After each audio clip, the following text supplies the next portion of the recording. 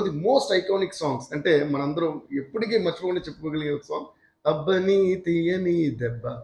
అది ఒక surprise and it's iconic. ఇలాంటి ఇంత మెలోడియస్ సాంగ్, అంటే అంత కమర్షియల్ మూవీలో ఇంత మెలోడియస్ సాంగ్ అంత ఇంపార్టెంట్ సిచ్యువేషన్‌లో పెట్టాలని, అదేలాగా అందులో చిరంజీవి గారిది గాని, శ్రీదేవి గారిది గాని ఆ స్టెప్స్ అంత రొమాంటిక్, అంత స్మూత్‌గా, అంత స్లో స్టెప్స్‌తో ఒక సాంగ్ పిక్చరైజ్ చేయాలనే idea.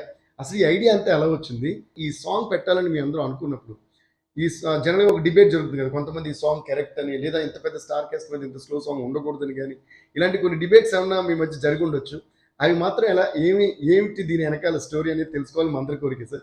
So will be really happy. So if you can tell us something about that. వాళ్ళిద్దరిని పెట్టుకుని సాంగ్ పెట్టకపోతే ఎట్లా? సాంగ్ ఫస్ట్ సాంగ్ ఆడియన్స్ ఏం ఎక్స్పెక్ట్ చేశారో, ఒక దేవకన్యకి ఒక మానవుడికి ఉన్న డిఫరెన్స్ చూపించటం చాలా ధైర్యం చేయాల్సి వచ్చింది. అప్పటికి చిరంజీవి ఫస్ట్ సాంగ్ అంటే ఓ కేకలో పేపర్స్ వేసేవాళ్ళు. అయినా సరే ధైర్యం చేసి ఇలా ఉండాలి, మనిషి తేడా ఉండాలి అని చెప్పేసి ఆ అమ్మాయి అడుగు వేస్తే లైట్లు వెళ్ళటం, ఈయన అడుగు వేస్తే మామూలు అడుగు అలా ఉండటం, ఆ అమ్మాయి తీగబట్టుకుంటే విరగటం, ఈయన తీగబట్టు, ఈ కంపారిజన్ చెప్పిన తర్వాత వీళ్ళిద్దరూ ఎప్పుడు కలిస్తే బాగుంటుంది? అప్పటికి ఈయన నెంబర్ 1 అక్కడ నార్త్లో అమ్మాయి.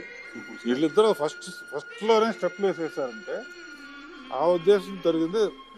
But at the same time సిచ్యువేషన్కి రాసిన దానికి ఎక్కడ సెన్సార్ కట్ రాకుండా, కనపడకుండా పిల్లల దగ్గరికి వెళ్ళటం, ఎందుకు తొందరపాటు చేసామని అమ్మాయి దెబ్బ కొట్టంగానే స్టార్ట్ అవడంతో గలగలా థియేటర్ అంతా డబ్బులు డబ్బులు డబ్బులు డబ్బులు.